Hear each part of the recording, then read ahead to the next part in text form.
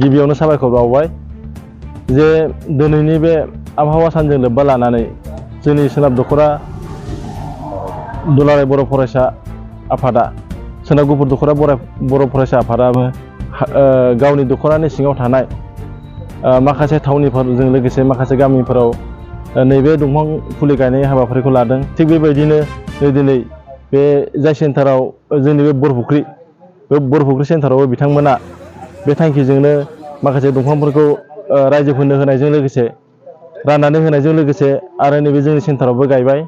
बेखौ आं बिराद गोजोननाय मोनदों। मानो होनबा सिगाङाव बेबायदि हाबाफारिखौ लादोंना लायाखैमोन आं मिथिया। देग्लाय खिन्थु प्रेक्टिकेलि जेनेबा मोननानै नुनानै बिथांमोननिसिम साबायखर बावदों।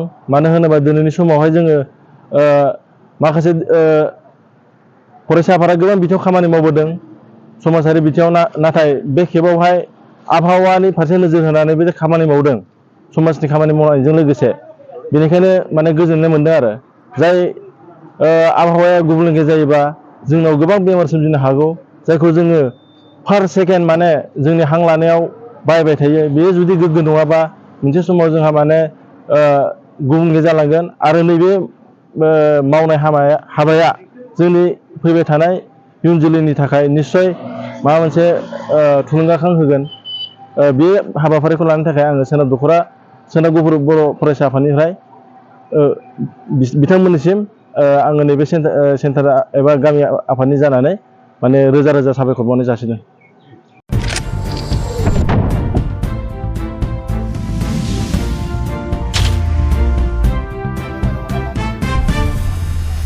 दिनै जोङो सोनाब गुफुर दख'रा दुलाराय बर' फरायसा आफादा दुलाराय बर' फरायसा आफादनि बिथोन बायदि आरो जिल्ला एबसुनि बिथोन बायदियै जों दिनै दख'रानि सिङावहाय जि गाहाय गाहाय थावनि फरायसालि, बिदिनो सिबिसालि, हाथाइ बाजार, लांगोना मोखां, बिदिनो जि दख'रानि सिङाव थानाय जि माखासे लांदां जायगाफोराव जों मिथिंगा संरैखानि थाखाय दिनै आबहावा सानखौ, मुलुगनां आबहावा सानखौ नोजोर बोनानै दिनै जोङो दख'रानि सिङावहाय गोबांथार जि दंफां फुलि गायनाय बे हाबाफारिखौ जोङो दिनै लादों। उद्देस्यआ बेनो जे मुलुगावहाय 150निबो गोबांथार हादोरफ्राव जि मिथिंगायारि जि उदखार माखासे जेंनाफोरजों भुगिनांनायनि जाउनाव जि मिथिंगाया जोंना संरैखा नङा, जि आबहावा जि थासारि मोजांनि थाखाय जोङो दिनै बे हाबाफारिखौ गामि गामि बा ओनसोलफ्राव जि दख'रानि सिङाव थानाय गाहाय गाहाय जि थावनिफोर, बे थावनिफ्राव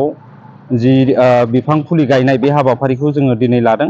दिनै जोङो गंसे गारि लानानै हयथ' जोङो दिनै 1000सो दंफां फुलिखौ लानानै जोङो दख'रानि सिङावहाय गासै 60सो गामियाव जोङो गामि गामि हाबनानै जोङो दिनै बिफांखौ मानो गायनांगौ दिनैनि बे 5 जुनावहाय बेनि माखासे गोनांथिया मा नैबेफोरखौ रायजो राजाफोरजों फोरमायलायनानै आरो मिथिंगाखौ जोङो दिनै सोदांनांगौ। जोंनि आबहावा गुबुंले गोबां बांबोगासिनो दं। गोबांथार कारखाना, गारि मथर, गोबांथार जि खारनायनि थाखाय, दिहुनथायनि थाखाय माखासे उद्यगफोर जि जोंनियाव फसंथानफोर गोबां बांबोनायनि थाखाय जोंहा आबहावाया गुबुंले जानाया बांबोगासिनो। दा बेखौनो जोङो जे नैबे फांसे बिफां गायनानै जे जोंनि जि अक्सिजेन बेखौ सोदांनो हायो बा बारहावाखौ सोदांनो हायो, आबहावाखौ सोदांनो हायो, नैबेखौ नोजोर बोनानै जोङो बे हाबाफारिखौ दिनै दख'रानि सिङावहाय जोङो लादों। दिनैनि सानखौ लोब्बा लाखिनानै सिङाव थानाय गोबांथार गाहाय गाहाय थावनिफ्राव, जेरै राजगड़नि जिथु जोंनि आउटपस्ट जिथु पुलिस थानानि जि लांदां माखासे जायगा, दख'रा आफादनि जिथु अफिस, बेयावहाय जों गायबाय। बेजों लोगोसे इउएन एकाडेमि सनापुर, बिदिनो इउएन एकाडेमि बरफुख्रि, बिदिनो नैबे बरफुख्रि जिथु सेन्टार हाथाइ बाजार आरो माखासे नैबे राजा लामा 415 नं जि गाहाय राजा लामा बे सेर सेर बेयाव गायदों।